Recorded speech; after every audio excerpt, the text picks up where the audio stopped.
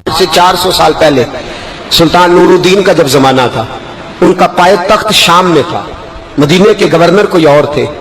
سلطان نورالدین کہتے ہیں میں ایک دن سویا، کہتے ہیں مجھے خواب میں مدینے کے چاند کی زیارت نصیب ہوئی، حضور میری خواب میں آئے اور مجھے یوں لگا جیسے مجھے کسی نے فرش سے اٹھا کے عرش پہ بٹھا دیا۔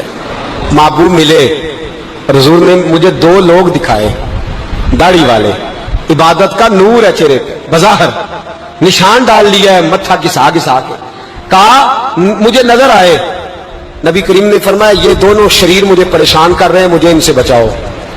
جو نبی وہاں آ کے اطلاع دے سکتے ہیں وہ اپنا دفاع بھی کر سکتے ہیں، اور اللہ تبارک و تعالیٰ اپنے نبی کی مدد کے لیے فرشتے بھی بھیج دیتا ہے۔ حضور با اختیار ہے، لیکن حضور امت سے کام لینا چاہتے ہیں۔ نبی پاک امت سے بولے تو صحیح، ہم دینا بھی چاہتے ہیں کہ نہیں؟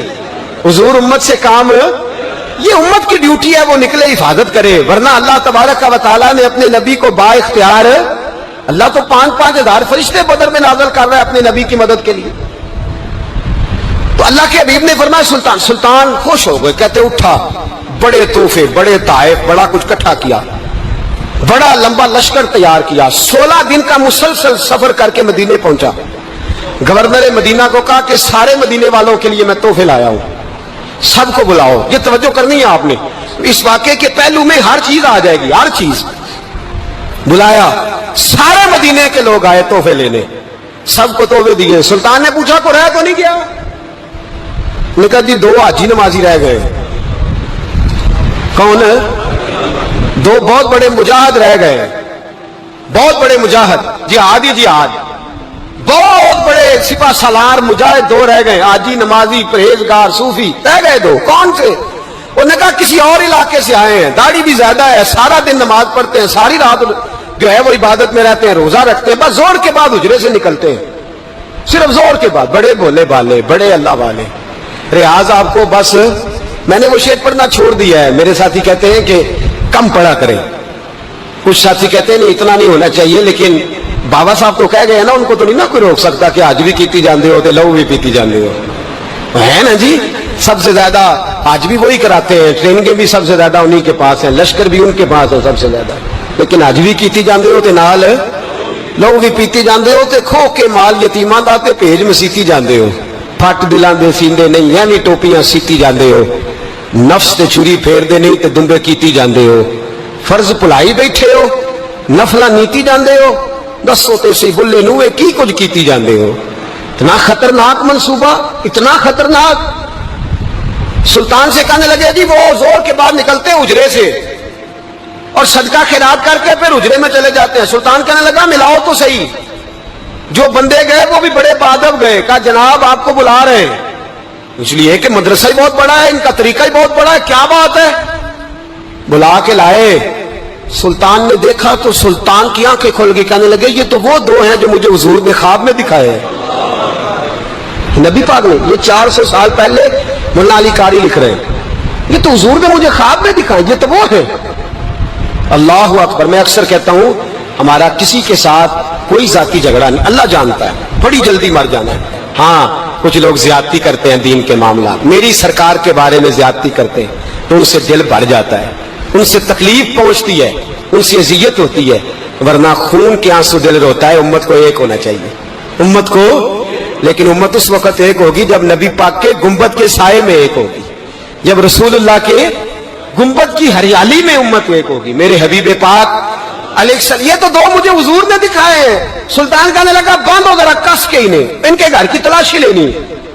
ان کو باندھ کے سلطان گھر گئے تو گھر کے اندر کچھ بھی نہیں، بس صدقہ خیرات کا سامان ہے، قرآن پاک ہے، کتابیں ہیں، تفسیریں۔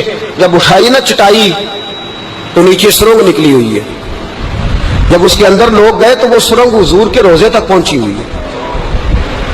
تو کس ارادے سے آئے؟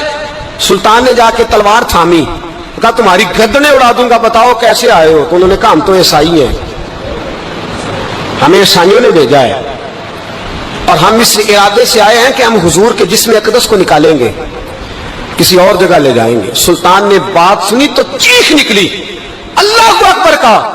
اس نے کہا عیسائیوں نے کیا سمجھا ہے رسول اللہ کے غلام مر گئے؟ تم نے کیا سمجھا ہے نعرہ رسالت کی آواز کمزور ہو گئی ہے؟ تم نے کیا سمجھا ہے درود و سلام کے سوتے خشک ہو گئے ہیں؟ تم نے کیا سمجھا ہے مدینے پر جان دینے والے کوئی نہیں؟ آپ نے فرمایا سازش کرتے ہو بے ایمانو، اندر چھپ کے وار کرتے ہو، طاقت ہے تو سامنے آؤ۔ مسلمانوں کا ایک ایک بچہ مدینے کی حرمت پر قربان ہو جائے گا، مدینہ منورہ کی حرمت پر مسلمان اپنی تجیہ بکھیر دیں گے، اولادیں قربان کر دیں گے، لیکن کسی کافر کو بھی رسول اللہ کی بے ادبی کی اجازت کبھی نہیں دیں گے۔ سلطان نے پکڑا، قتل کیا، پھر سلطان نے ان کو کاٹا، آگ میں جلایا اور فرمایا مسلمانوں اور حاجی نمازی دیکھ کر، ہار دعوت دینے والا دیکھ کر ادھر بفر نہ جایا کرو، پہلے دیکھ لیا کرو اس کے سینے میں مصطفیٰ کا پیار بھی ہے کہ نہیں، اس کی باتوں سے عشق رسول کی خوشبو بھی آتی ہے کہ نہیں، اس کا لب و لہجہ نبی پاک کی ادب والا بھی ہے کہ نہیں، اس کے انداز، اس کے اعتبار رسول اللہ کا پیار بھی بتلاتے ہیں کہ نہیں۔ میں بلبل خوش لہجہ گلزار نبی ہوں، میٹھی میری باتیں ہیں کیونکہ نمک خار نبی ہوں۔ دیکھو دیکھو یہ رسول اللہ صلی اللہ علیہ وسلم کا فرما بردار۔ ایک اور بھی سازش ہوئی رافضیوں نے کی، انہوں نے بھی 2 بندے ایک دفعہ بھیجے تھے، وہ بھی کھودنے لگے، کدھر آئے ہو؟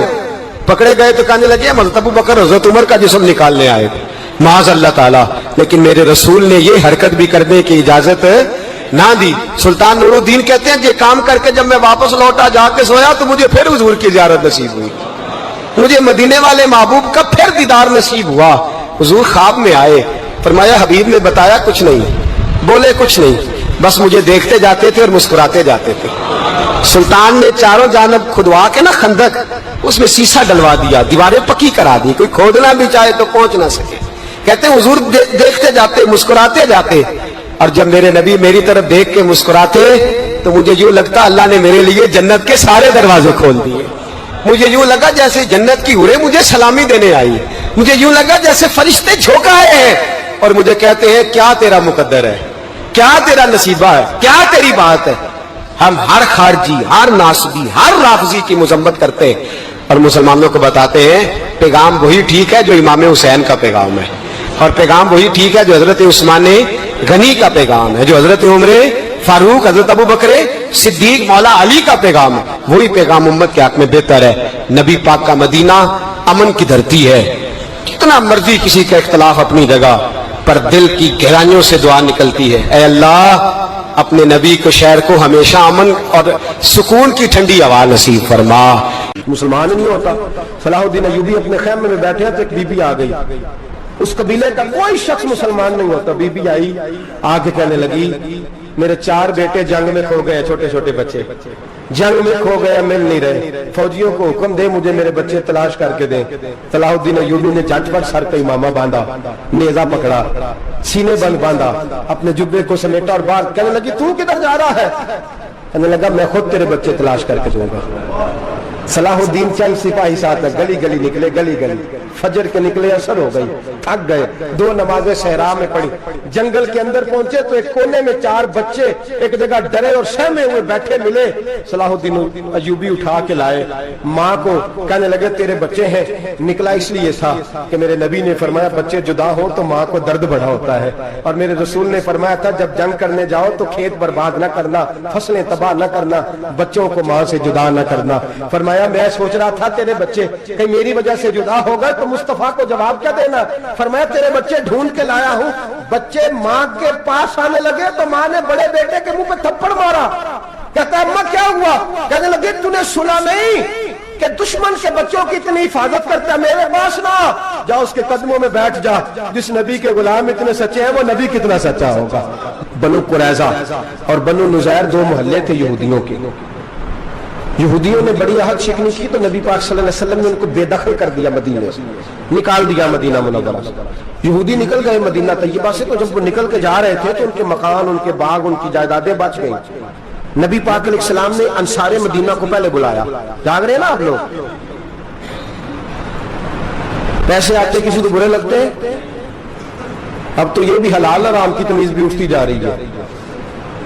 جائیداد، باغ، مال، علاقہ خالی ہوا ہے، وہ چلے گئے، لوگ تو ڈھونڈتے پھرتے ہیں۔ اللہ خیر فرمائے، شامل ہر جگہ ملتی نہیں اب شہروں میں، وہ کس کس نے نام کرا لیا، کدھر گئی ہے کوئی خبر ہی نہیں، خالی جگہ پڑی ہے۔ میرے نبی پاک علیہ السلام نے پہلے انصار مدینہ کو بلایا، حضور نے فرمایا انصاریوں بہت بڑی جائیدادیں یہودیوں کی بنو نزیر اور بنو قریظہ محلے خالی ہو گئے. میرا دل کرتا ہے وہ تمہیں دے دوں، اس لیے کہ تم نے اپنے مہاجر بھائیوں کے ساتھ بڑا تعاون کیا، جائیدادیں تم نے دے دی ہیں، مکانات دے دیے ہیں، بڑا کچھ تم نے دیا ہے، میرا دل کرتا ہے وہ تمہارے نام کر دوں. تو انصار مدینہ کیا کہنے لگے یا رسول اللہ دے تو ہم نے دیا ہے پر وہ بیچارے جھجکتے ہی رہتے ہیں، وہ جھجکتے ہی رہتے ہیں، کھل کے ہماری چیزیں استعمال نہیں کرتے. تو حضور ہم تو پہلے ہی انصار ہیں، ہمارے پاس بڑا کچھ ہے، آپ مہربانی فرمائیں وہ سارا کچھ مہاجروں کو دے دے مہاجرین کو، ہمیں نہیں چاہیے. اب چلے گئے بات کر کے، میرے حبیب پاک نے مہاجروں کو بلا لیا، فرمایا بنو نزیر اور بنو قریظہ قبیلے کی جائیدادیں آئی ہیں، تمہارے پاس بظاہر جو چیزیں ہیں بھی وہ بھی انصار مدینہ کی ہیں، تو میرا یہ خیال ہے کہ وہ سارا کچھ تمہیں دے دیا جائے.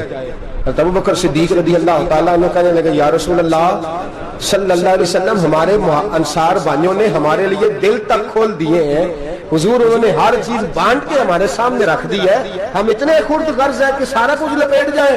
کہ حضور ہمارے پاس جو مکان ہے وہ ہے، ہم کاروبار کر رہے ہیں، تجارتیں کر رہے ہیں، مزدوریاں کر رہے ہیں، ہم انشاءاللہ اور بنا دیں گے، آپ یہ ہماری طرف سے ہمارے انصار بھائیوں کو گفٹ کر دیں، آپ انہیں دے دیں. میرے حبیب کی آنکھوں میں آنسو آ گئے، میرے نبی پاک علیہ السلام رو پڑے، یا رسول اللہ کیوں روتے ہیں؟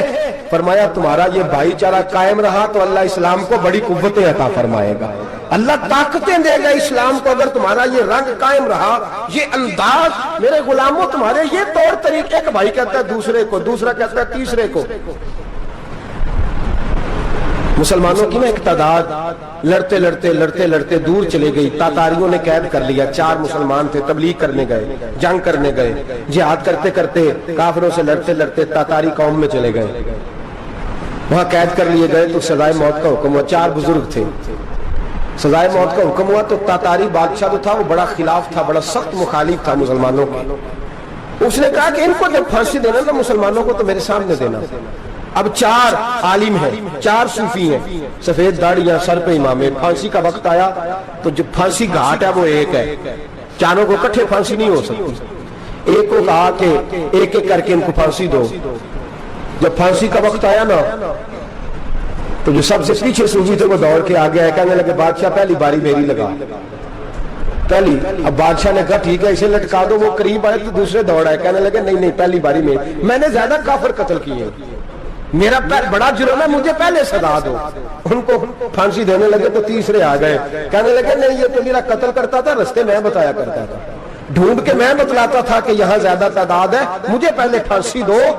تیسرے کے ساتھ بات ہو رہی تھی تو چوتھا دوڑا آیا، کہنے لگا یہ رستے بتاتا تھا، یہ تبلیغ کرتا تھا، یہ سارا کچھ کرتا تھا، لیکن کہا یہ کہتے تھے چلو واپس چلتے ہیں، میں جانے نہیں دیتا تھا، میں کہتا تھا اور کافر مارنے اور علاقے فتح کرنے، میرا جرم بڑا ہے، مجھے پہلے پھانسی دو.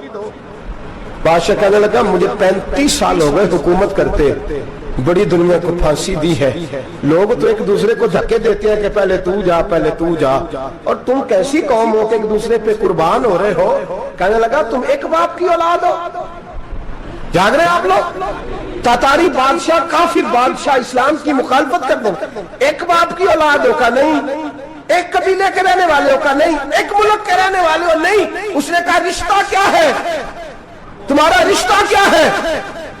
بول کے کہنے لگے خدا ایک ہے، نبی ایک ہے، خدا ایک ہے اور نبی منفرد ایک ہے، اس قوم کی نقصان بھی ایک ہی سب کا نبی، اللہ بھی، قرآن بھی ایک.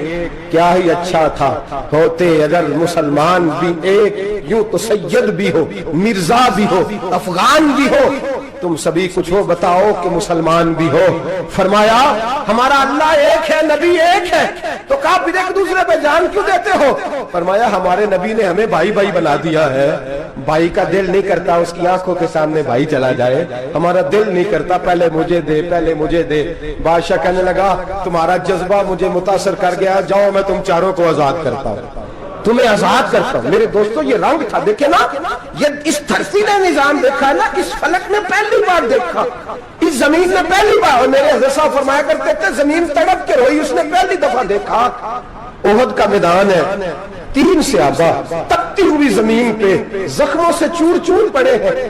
حضرت انس بن نضر رضی اللہ تعالیٰ عنہ پانی کا پیالہ لے کے پہنچے، ایک زخمی سے کہا تجھے پانی پلانا ہے، تو کہنے لگا میرے زخم تھوڑے ہیں، وہ جو ساتھ پڑا ہے اس کے زخم گہرے ہیں، پہلے اسے پانی پلا دے، جا اسے دے دے۔ اس کے پاس پہنچے تو وہ کہنے لگا وہ مجھ سے پہلے گرا تھا، اس کا زخم زیادہ گہرا ہے، اسے پانی پلا۔ تیسرے کے پاس گئے تو کہنے لگا چوتھا تڑپ زیادہ رہا ہے، اس کی عمر زیادہ ہے، میں تو جوان ہوں، برداشت کر لوں، بڑھاپے کی وجہ سے نڈھال ہو گیا، پہلے اسے پانی پلا۔ چوتھا کہنے لگا پانچویں کے پاس جا، پانچواں کہنے لگا چھٹے کے پاس جا۔ حضرت انس بن نضر کہتے میں رو پڑا، میں نے کہا محمد کے غلاموں، رسول نے تمہیں کیسا جذبہ دے دیا ہے، زبانیں پیاس سے باہر ہے لیکن تمہاری اخوت مرتے دم تک قائم ہے۔ کہتے میں ساتویں کے پاس گیا تو کہنے لگا اگر 6 قربانی دے سکتے ہیں تو مجھے خود غرض نہ سمجھ، میں نے نہیں پانی پینا، جا پہلے کے پاس لے جا۔ کہتے میں پہلے کے پاس آیا تو روح پرواز کر گئی، دوسرے کے پاس آیا تو روح پرواز کر گئی، میں 7ویں تک آیا تو انتقال کر گئے۔ کہتے ہیں پانی کا پیالہ میں نے اٹھایا اور میں نے زمین پہ رکھا تو میں نے کہا پانی گھما رہنا، محمد کے غلام مر تو جاتے ہیں پر ایک دوسرے کا خیال بڑا رکھا کرتے ہیں، گھما رہنا یہ مر جایا کرتے لیکن ایک دوسرے کا درد۔ میرے دوستو لٹا ہوا برما، روتے ہوئے مسلمان، سسکیاں اور آہیں لیتی ہوئی مائیں پوچھتی ہیں اے خاصا اے خاصان رسول، وقت دعا ہے، امت پہ تیری آ کے عجب وقت پڑا ہے۔ وہ دین جو بڑی شان سے نکلا تھا وطن سے، پردیس میں وہ دین آج غریب الغربا ہے، فریاد ہے اے کشتی امت کے نگہباں، بیڑا یہ تباہی کے قریب آن لگا ہے۔ اور کیا خوبصورت جملے کہے تھے کہ نبی پاک صلی اللہ علیہ وسلم نے، حضور نے فرمایا تھا میرا مومن ایک جان کی طرح ہوتا ہے، ایک جان کی طرح ہوتا ہے، ایک کو تکلیف ہو جسم کے ایک حصے کو سارا حصہ پریشان ہوتا ہے، فرمایا یہ ایک مکان کی طرح ہے، ایک اینٹ دوسری اینٹ کو مضبوط کرتی ہے، فرمایا یہ مضبوط لوگ ہیں، یہ مضبوط لوگ۔ حضرت عمر فاروق کا زمانہ ہے، ایک آدمی نے سیری بھیج دی ایک گھر میں بطور تحفہ، قحط کا زمانہ تھا، گوشت ملتا نہیں تھا، جانور، ایک آدمی نے سیری بھیج دی ایک آدمی کے گھر میں۔ اس نے کیا کیا، اس نے اپنی بیوی سے کہا ہماری تو خیر ہے، ساتھ والا پڑوسی زیادہ غریب ہے، ادھر نہ بھیج دے، یہاں گندم امیر شہر کی ہوتی رہی خراب اور بچی کسی فقیر کی فاقوں سے مر گئی، کہا ساتھ والے پڑوسی کے گھر سے میں کئی دنوں سے بھوک کی آوازیں وہاں بھیج دے۔ اس کے گھر گئی تو اس کی بیوی شوہر کو مشورہ دیتی ہے، کہتی ہے میرے بچے تو دلیر ہیں، ساتھ والے کے چھوٹے ہیں، وہ گزارا نہیں، ادھر نہ بھیج دیں۔ ادھر گئی، ایک روایت ہے 7 گھر، ایک روایت ہے 21 گھر، 21 گھروں میں گھومتی ہوئی وہ شریف پھر پہلے کے گھر میں آ گئی اور پہلا صحابی کہنے لگا صرف تو نے ہی محمد کا کلمہ نہیں پڑھا، باقی بھی اس نے بھی پڑھا ہوا ہے، صرف تو نے ہی رسول اللہ سے یہ درس نہیں لیا، باقیوں نے بھی لیا ہے، اور صرف تیرے اندر ہی جذبہ اظہار نہیں، تو ہی صرف مسلمانوں سے پیار نہیں کرتی، سارے ہی پیار کرتے ہیں۔ وہ شریف پھر آ گئی ہے، اب کیا کرنا ہے، اب کیا کرنا ہے؟ تو امام نبی نے لکھا ہے، وہ کہنے لگی کرنا کیا ہے، پکاؤں گی میں اور کھائیں گے 21 گھر، پھر بھی اکیلے نہیں کھائیں گے، پکاؤں گی میں اور کھائیں گے 21 گھروں کے مطابق شوربہ پکا، اور پھر برتن میں ڈال کے وہ بی بی ایک گھر کا دروازہ کھٹکھٹاتی ہے، کہتی ہے مصطفیٰ کے غلاموں نکلو باہر اور کھاؤ، اس لیے کہ جس نبی نے مجھے پیار کا حکم دیا اسی نے تمہیں بھی پیار کرنا سکھایا ہے، یہ رنگ چشم فلک نے سکھایا ہے۔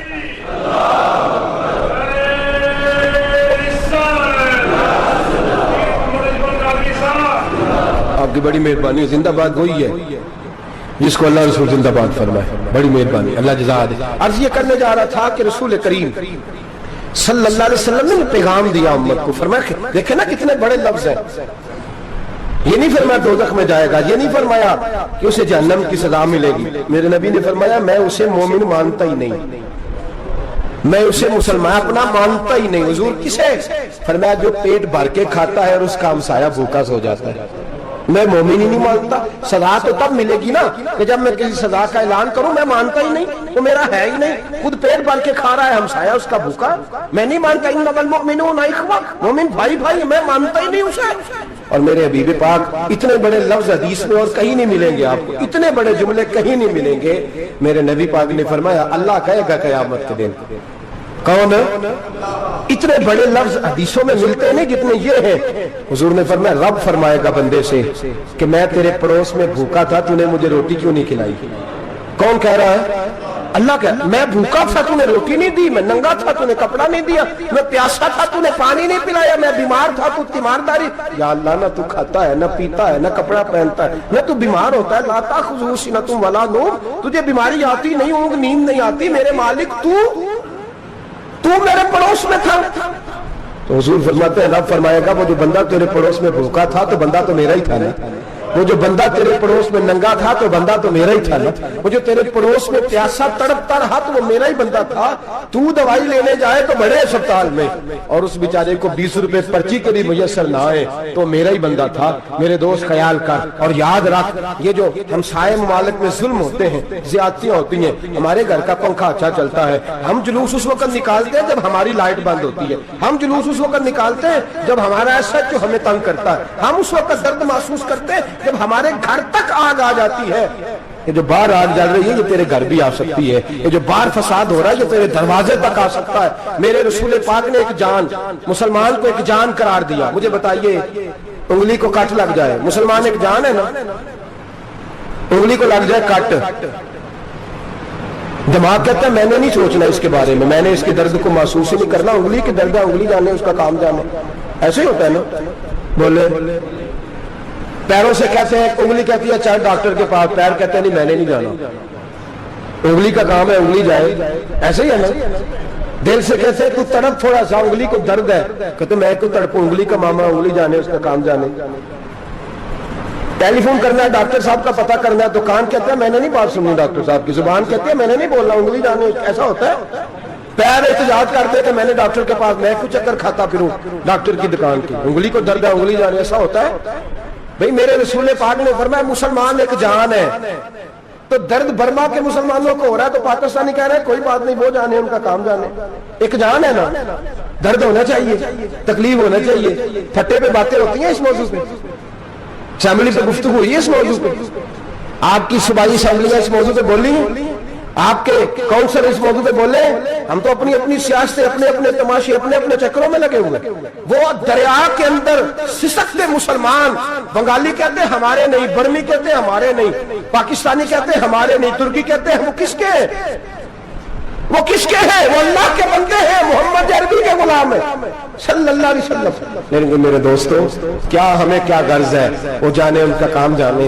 ये जब तेरे पैरों तक आग आएगी फिर तुझे पता चलेगा ये बड़ी सख्त आग है। आज जिस काफिर ने बर्मा पर अरसा दराज तंग किया है, मुसलमान थोड़े थोड़े मुफाद लेने की खातिर ना, बनु अब्बास और बनु उमैया की जंग चल रही थी, बनु अब्बास जो थे वो गालिब आ गए, बनु उमैया जो थे उनकी हुकूमत खत्म हो गई, तो ईसाइयों ने बनु उमैया से कहा कि हम तुम्हारे साथ ताउन करते हैं, हम तुम्हारे साथ ताउन करते हैं और बनु अब्बास पे गलबा पाकर तुम्हें हुकूमत दिलाते हैं।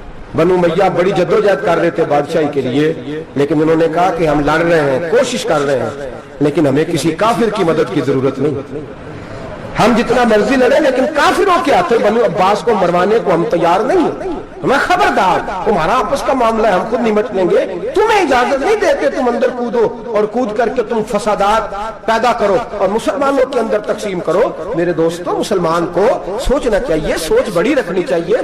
घर की जंग से निकल आ, अब बहु साज के झगड़े से बाहर आ जा, अब मल्ले की सियासत छोड़ के बाहर का सोच, अब इस्लाम को तेरी हाजत है।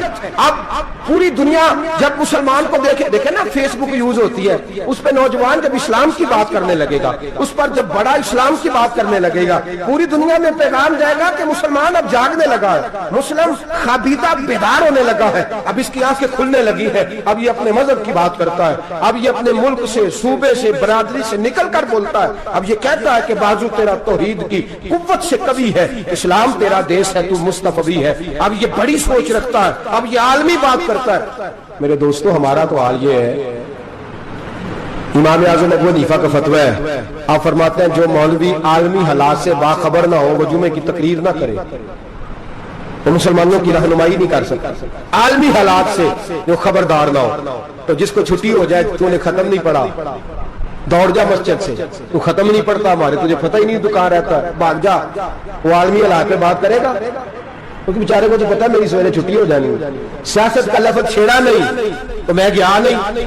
याद रखे वो जो बेदारी है, वो जो आला ज़र्फ़ी है, वो जो बड़ी सोच है, वो जो मिल्लत की सोच है, وہ جو قومیت کی سوچ ہے, وہ جو آگے بڑھنے کا زاویہ ہے, وہ تو اندر اقبال کہتا ہے گلا تو گھونٹ دیا اہل مدرسہ نے تیرا, گلا تو گھونٹ دیا اہل مدرسہ نے تیرا. تجھے تو مدرسے والوں نے پلیٹ پکڑا دیا ہے کہ جا سویرے لنگر کٹھا کر کے لا اور دوپہر کو روٹیاں مانگ کے لا اور دیکھ آج مرا کون ہے, ختم کس کا پڑھنا ہے. تو گلا تو گھونٹ دیا اہل مدرسہ نے تیرا, اب کہاں سے آئے گی صدا لا الہ الا اللہ. تو گھونٹ دیا تیرا گلا, تو کیسے بڑی بات کرے گا؟ بڑی بات کے لیے بڑی سوچ چاہیے, بڑی تبادو چاہیے, بڑی کوشش چاہیے, بڑا حوصلہ چاہیے. مسلمان چھوٹی چھوٹی لڑائی میں, چھوٹی چھوٹی جنگ میں, ایک دکاندار دوسرے دکاندار سے لڑ رہا ہے, گلی والا دوسری گلی والی سے لڑ رہا ہے, محلے والا محلوں پہ اعتراض. ایک شہر میں رہنے والے میں نے دوسرے محلے پہ اعتراض کرتے دیکھے. یقین کریں, ایک شہر میں رہنے والے, علاقے میں بسنے والے کہتے ہو بھائی توبہ ہے اس محلے تو کہ اللہ ہی بچائے. لا حول ولا قوت. وہ جو تقسیم در تقسیم کی سوچ ہے, اس نے چھوٹے چھوٹے ٹکڑوں میں, چھوٹے چھوٹے ٹکڑوں میں مسلمانوں کو بانٹ دیا ہے. چھوٹی چھوٹی تقسیم ہے, چھوٹا چھوٹا ہمارا مزاج ہے, چھوٹی سوچ ہے. بڑی سوچ کی بات سنیے, صلاح الدین ایوبی. جاگ رہے ہیں نا آپ لوگ؟ تو آخر حضرت صاحب ایڈی وڈی گل چھیڑ چھڑی ہے, یہ مطلب ہی کوئی نہیں, کنے برما جانا ہے تو کنے مدد کرنی ہے. میں تو بھائی فریضہ سر انجام دے رہا ہوں. میرے نبی نے فرمایا برائی کو یا ہاتھ سے بدل, ہاتھ سے نہیں بدل سکتا تو زبان سے تو بولنا. تو میں معذور ہوں, کمزور آدمی ہوں, ہاتھ سے بدلنے کی طاقت نہیں رکھتا, تو دوسرے درجے پہ تو مجھے عمل کرنے دو نا. اثر کرے نہ کرے سن تو لے میری فریاد, نہیں ہے داد کا طالب یہ بندہ آزاد. رونے تو دو, تڑپنے تو دو, آہیں تو بہانے دو, سسکیاں تو لینے دو, مار کھائیے تو تڑپنے تو دو. وہ قرآن پاک, برما میں پابندی لگی ہے تو میں یہاں سوچنے لگا ہوں کہ وہاں تو پابندی لگی ہے, یہاں پہلے لوگ کوئی نہیں پڑھتی. معاذ اللہ تعالیٰ حالات دن پہ دن مسلمانوں کے لیے ایک ایک کر کے. افغانستان میں جو آگ لگی تھی, پھر وہ عراق میں بھی لگی, پھر وہ لیبیا میں بھی لگی, پھر وہ مصر میں بھی لگی, پھر وہ یمن میں بھی لگی, سعودی عرب میں دھماکے ہوئے. میرا دل تڑپا ہے, مجھے پریشانی ہوئی. میں بچے 5 تھے, میں بڑا ڈسٹرب ہوا. میں نے کہا یار یہ ہمارا سب کا اجماعی عقیدت کا مرکز ہے. ہم کم از کم 1000 اختلاف کے باوجود کہا کرتے تھے کہ عرب میں امن ہے یار, وہاں سکون ہے, وہاں دکانیں کھلی چھوڑ کے لوگ چلے جاتے ہیں. وہاں بھی فساد ہونے لگا, وہاں بھی آگ بڑھ گئی ہے.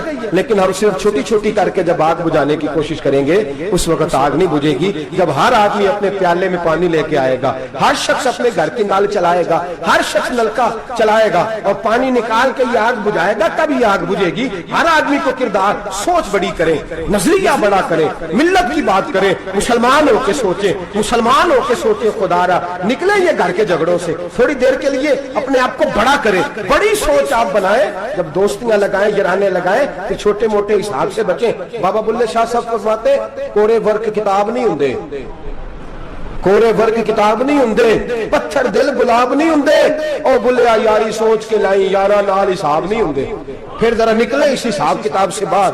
بلیا یاری سوچ کے لائیں, یارا نال حساب نہیں ہوندے. پھر ذرا بڑا ذہن کرے, چھوڑے اپنے حساب. یبصرون علی انفسہم ولنبلونکم بشیء من الخوف والجوع ونقص من الاموال والانفس والثمرات. پھر حساب کتاب سے نکلے.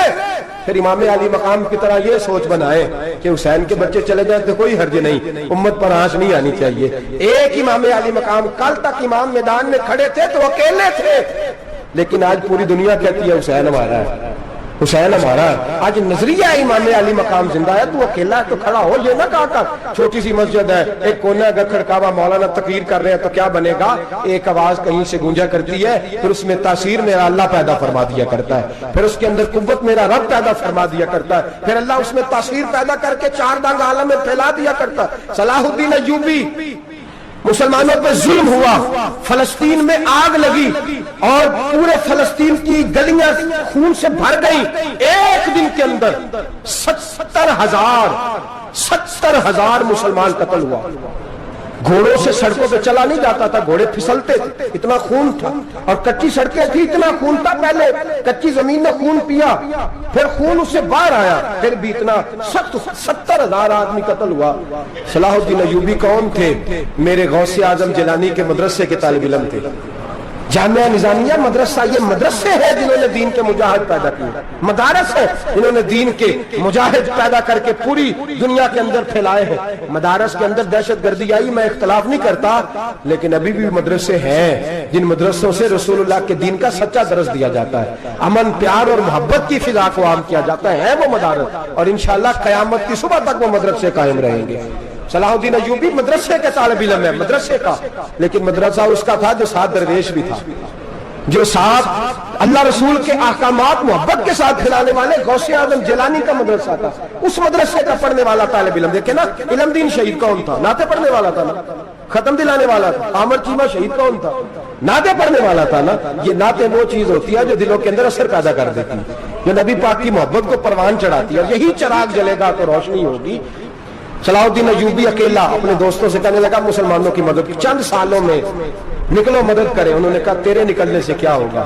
कहने लगा मैंने नहीं निकलना, मेरे अल्लाह ने मेरी मदद करनी है, मेरे अल्लाह ने मेरी उठ बांध कमर क्या डरता है, फिर देख खुदा क्या करता है। तो मैं मुझे निकलने दे, अल्लाह मेरी मदद करेगा। थोड़ा थोड़ा करके फौज जमा की, कोशिश की। चंद सालों के बाद उसी जगह जहां मुसलमानों का खून बहा था, अल्लाह ने इस्लाम का झंडा फिर से बुलंद कर दिया। सलाहुद्दीन अयूबी फातेह बन के मस्जिद अक्सा के दरवाजे पे खड़ा है।